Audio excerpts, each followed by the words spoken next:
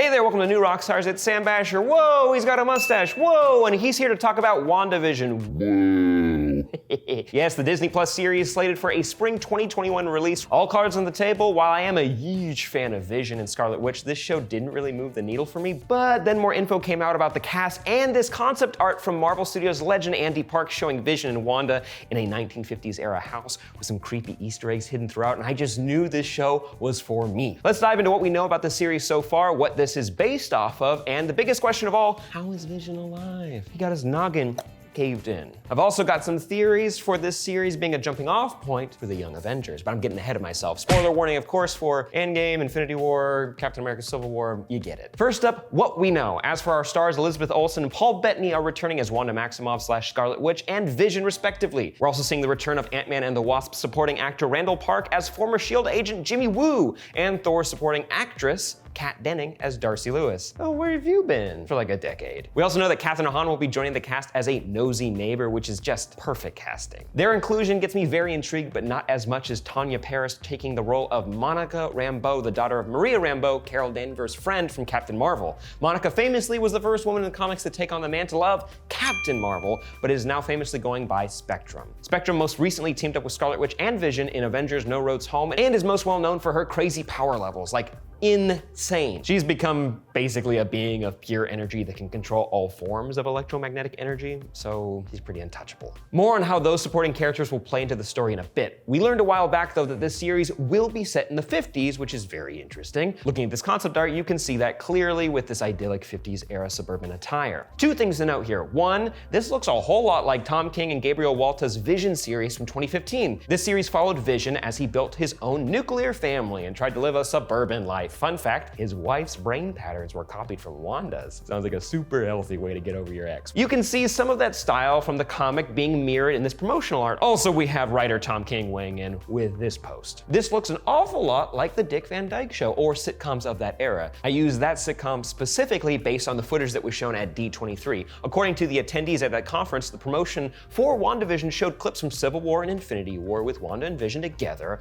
along with clips from the Dick Van Dyke Show, specifically scenes with Dick Van Dyke and Mary Tyler Moore questioning their relationship. These scenes intercut with Wanda and Vision definitely leave you with a sense of distrust whether the events are actually happening and questioning what is real. But this also transitioned us to my favorite update. This series is going to be the first sitcom in the MCU.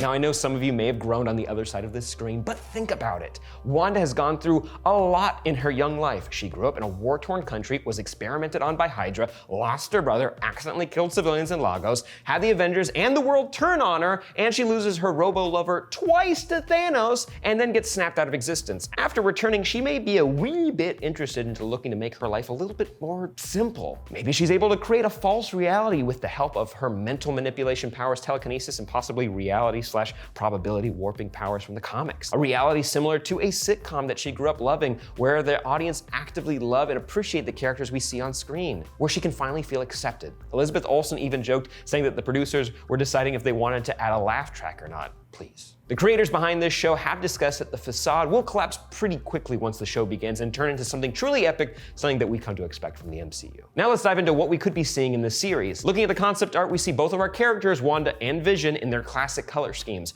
Red for Wanda and a mix of purple, green, and yellow for Vision. But we've also got a haunting shadow of their super selves with the first appearance of Wanda's classic face mask, along with the Mind Stone or possibly the solar jewel that absorbs sunlight like in the comics. Right back there on the wall, you can see a little ding dong. You'll also notice the idyllic 50s coloring stops just outside the light from the TV, which seems to be giving off some sort of Scarlet Witch's red energy. My theory is that Wanda is diving deep into what she's capable of. In the comic events like House of M, we've seen Wanda change all of reality to suit her will. She can manifest just about anything into reality if she chooses to. Could she possibly be creating a fake life in a real suburb that draws the attention of her neighbors and possibly the superhero community? This could lead to Jimmy Woo, former agent of S.H.I.E.L.D. turned FBI agent, teaming up with Darcy Lewis, a grad student who has been studying interdimensional energies with Jane Foster and Erik to find out what is going on in this quiet suburban neighborhood. This could also lead to Monica Rambeau showing up to either gain her abilities due to this reality warping nonsense,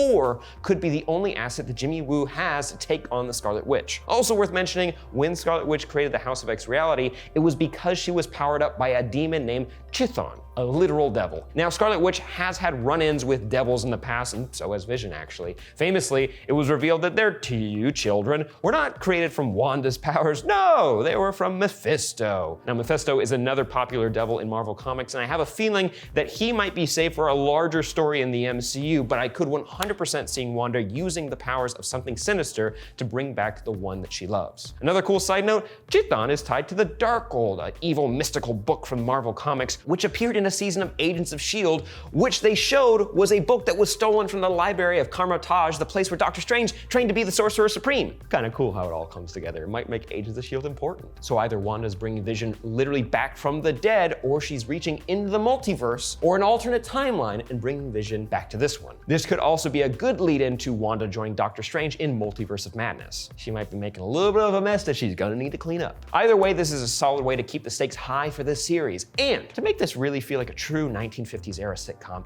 is to make it just not a story about a happy couple in the suburbs, but a happy family. We know from interviews with the cast and crew that they're pulling from multiple comic storylines, so why not throw in Scarlet Witch and Vision's kids, Wiccan and Speed. These characters famously popped up in the Young Avengers comic and were confirmed by Scarlet Witch to have the souls of their children residing inside them. You know, again, turned out to be manifestations of Mephisto, so the whole thing's a little confusing and convoluted, but pretty cool. Just have them be from another timeline or from another universe, similar to what's going on with the Loki series. I'm super down if WandaVision deals with the multiverse like how Loki's series is going to be dealing with the alternate Loki from another timeline that stole the Tesseract and poof. Also, if these kids make it out of the series, add them to the mix with Kate Bishop from the Hawkeye series and Kamala Khan from the Miss Marvel series, and you got yourself either a Young Avengers series or a Champions team-up show in the works. What do you think? Could Scarlet Witch be manipulated by dark forces into making a deal that brings Vision back to the land of the living? Could he be from an alternate timeline, an alternate universe? Let me know down below. Don't forget to like and subscribe and follow me at Sam Bashor, and send me your thoughts and theories on Twitter. Check out new Rockstars Rogue Theory. I'm on an episode of that, and until next time, I'm Sam Bashor.